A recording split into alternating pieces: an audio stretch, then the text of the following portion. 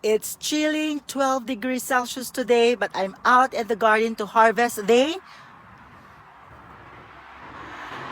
apples.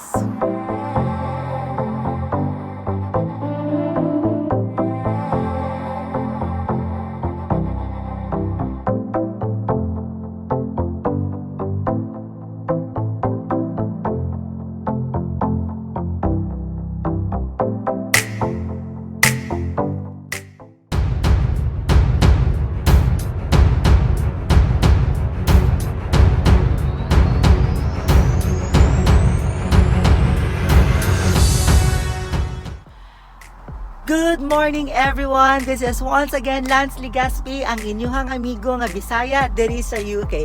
If this is your first time in my channel, please don't forget to push that subscription button and click the notification bell so that you will be updated and notified when I upload new videos in my channel.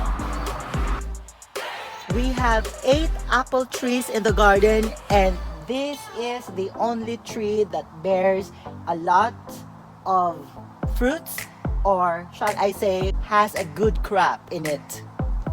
So I'm so excited actually, because this is gonna be my first time since my arrival here last May to 2019, of course, this year, to harvest the apples. So I have harvested the plums, I have harvested the blackberries, I have also harvested a lot of vegetables in our vegetable garden. But this is the first time that I'm gonna be harvesting apples. So I'm so excited that later on, of course, we're gonna be showing you a lot of apple recipes, because this is a cooking apple. So this is not the typical apple that we buy in the grocery or in the store and then washed it and then eat it.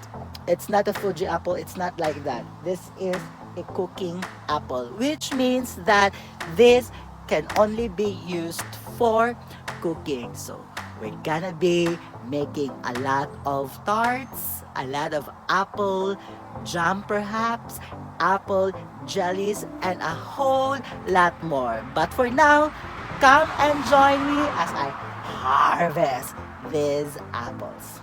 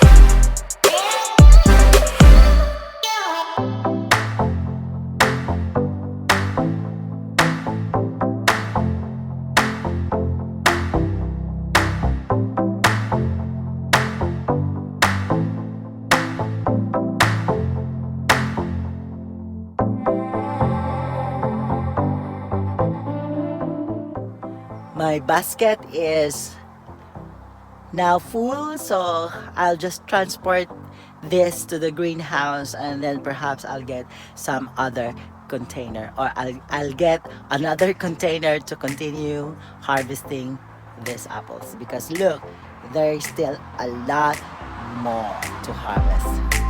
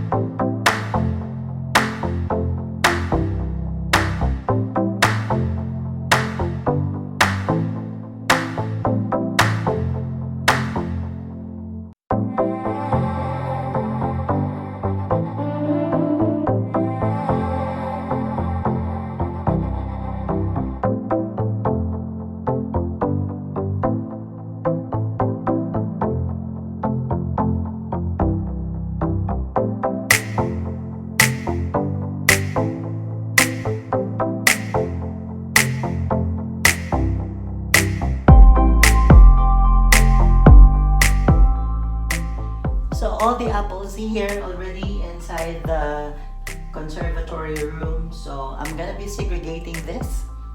So I'm gonna segregate the good ones from not so good because of course those were the first ones to be used in cooking.